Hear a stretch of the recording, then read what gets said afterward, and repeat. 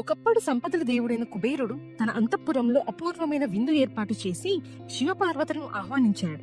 కాని అతని హృదయంలో గర్వం దాగి ఉంది. నా ఐశ్వర్యం, నా భోగాలను శివునికి చూపించాలి అని అనుకున్నాడు. శివుడు కుబేరుని అహంకారాన్ని గమనించి, నేను రాను, కాని నా కుమారుడు గణపతిని పంపుతాను అని అన్నాడు. కుబేరుడు సంతోషంతో అంగీకరించాడు. చిన్న గణపతి విందుకు వచ్చాడు. కుబేరుడు చాలా రకాల పదార్థాలు వడ్డించాడు.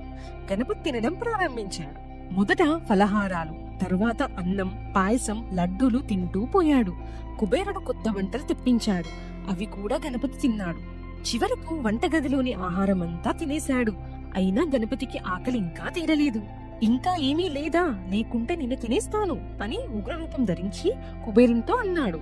భయంతో కుబేరుడు కైలాసానికి పరుగెత్తాడు.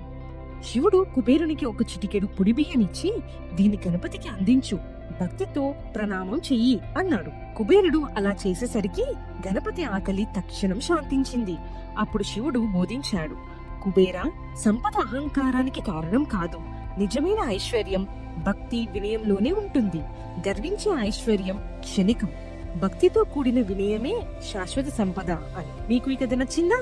అయితే లైక్ చేసి జై బోలో గణేష్ మహారాజ్ కి జై అని కామెంట్ చేయండి. వేదాద్రి ఛానల్ ని సబ్స్క్రైబ్ చేసుకోండి.